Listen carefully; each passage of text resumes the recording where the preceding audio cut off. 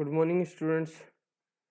आज हम बात करने जा रहे हैं सी के अंदर कंपाइलेशन प्रोसेस के बारे में कि कंपाइलेशन प्रोसेस इन सी किस तरीके से हम किसी भी प्रोग्राम को एक सिस्टमेटिक ढंग से कंपाइल किस तरीके से करते हैं।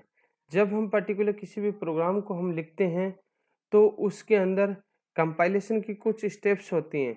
उन सारी स्टेप्स को हम कंसिडर करते हुए कंपाइलेशन प्रोसेस करते हैं। सो हम स्टार्ट करते हैं सबसे पहले स्टेप बाय स्टेप।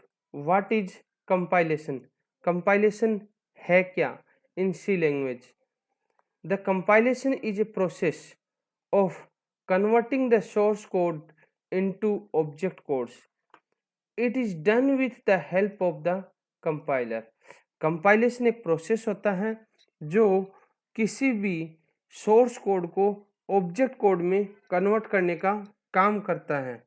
किस तरीके से मैं भी बताता हूं आपको। The compiler checks the source code for the synthetical और structural error, and if the source code is error free, then it generates the object code.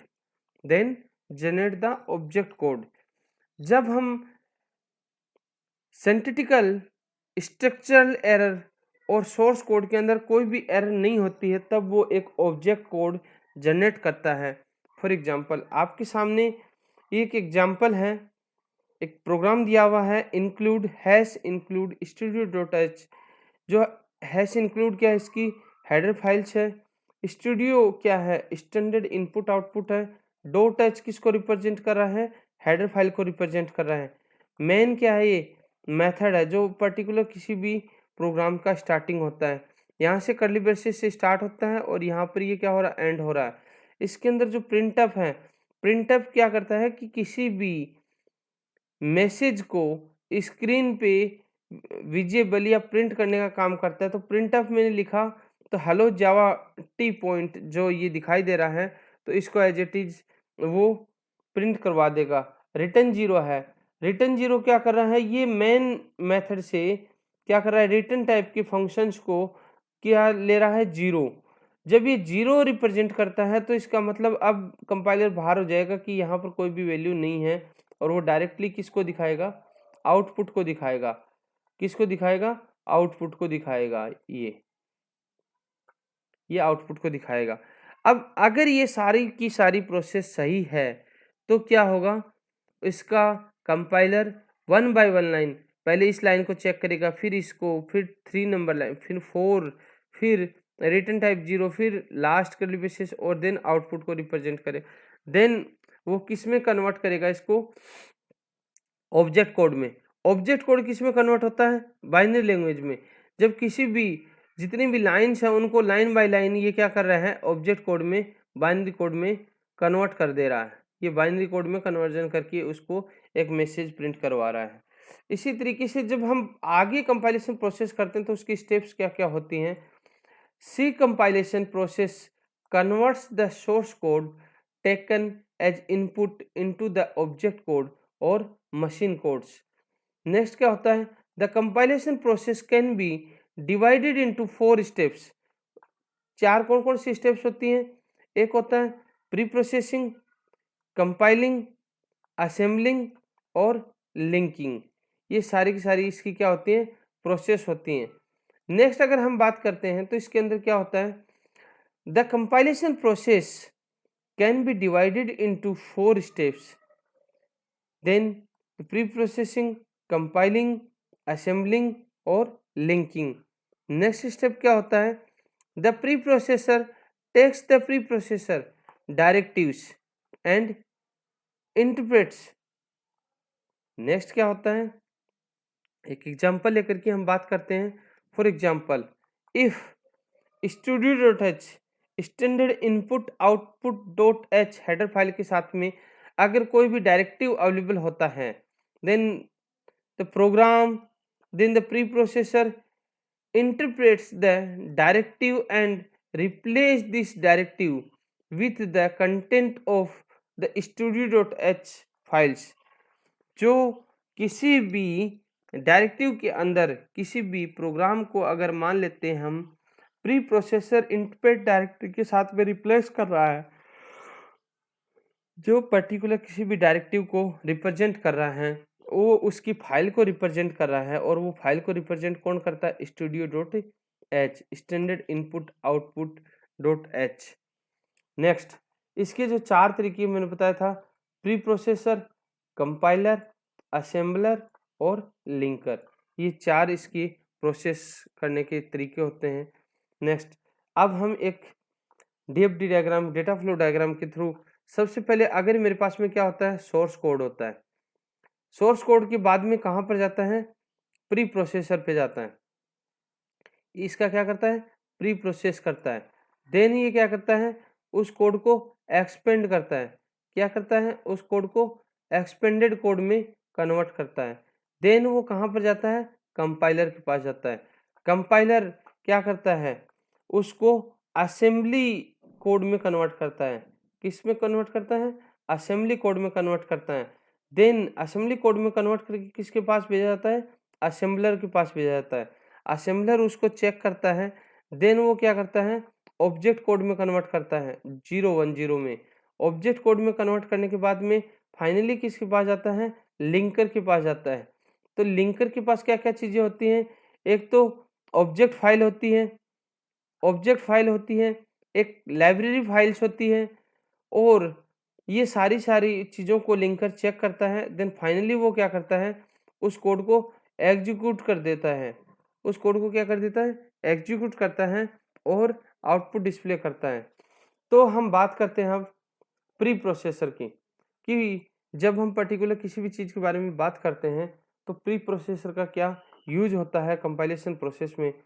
तो सबसे पहले हम बात करते हैं, the source code is the code which is written in text editor, and the source code file is given an extension .c. This source code is first passed to the preprocessor, and then the preprocessor expands this code. After expanding the code, the expanded code is passed to the compiler. Next क्या होता है?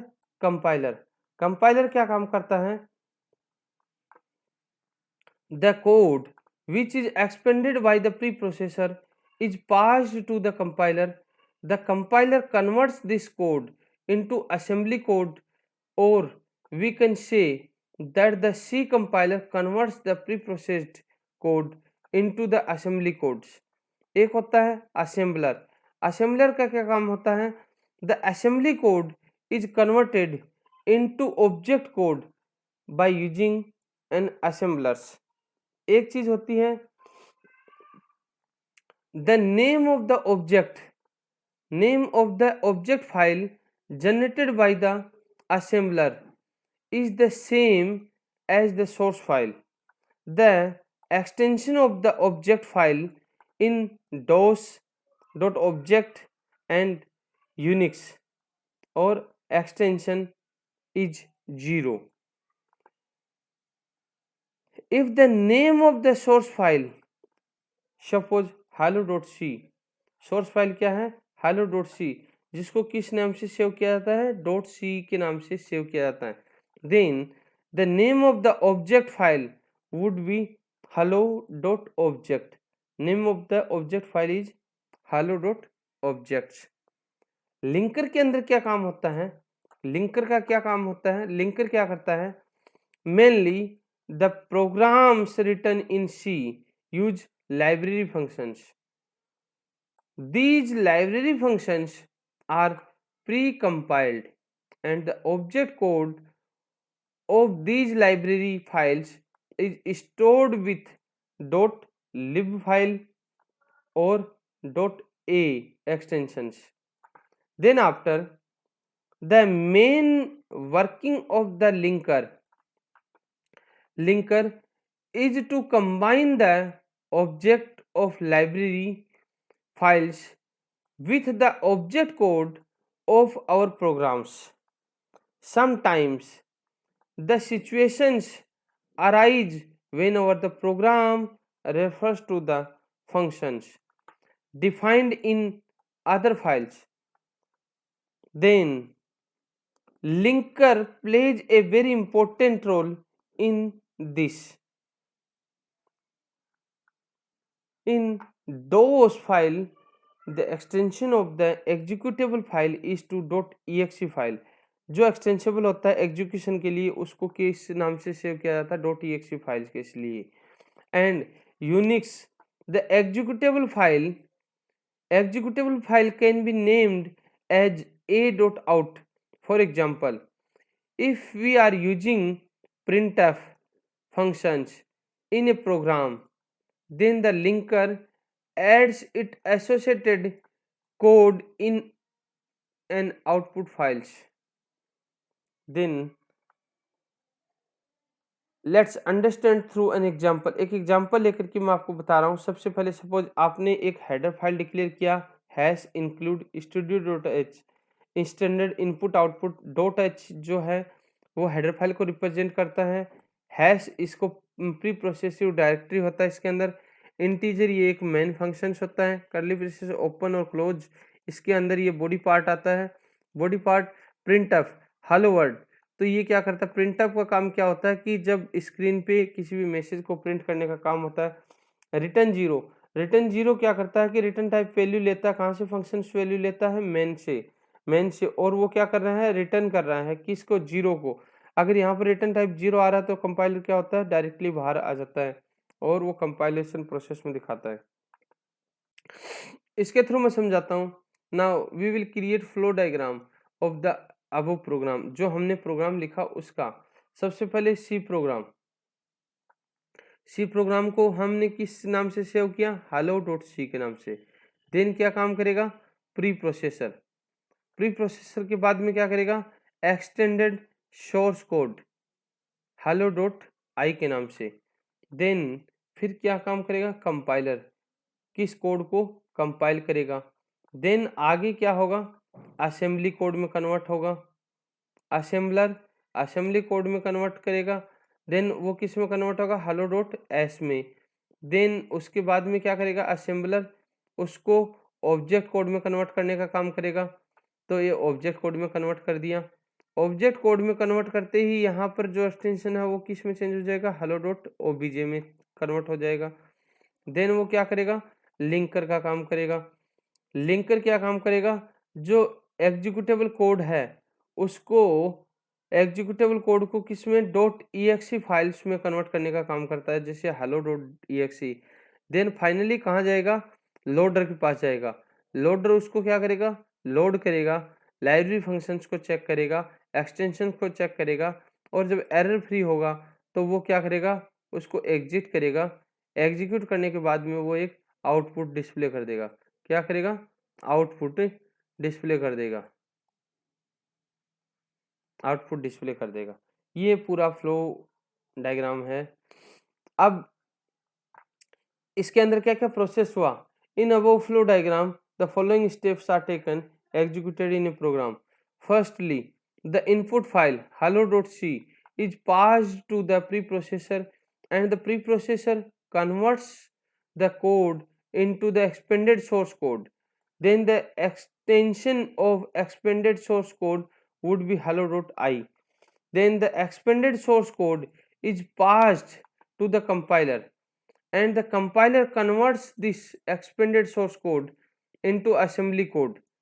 The extension of the assembly code would be hello.s. Then next,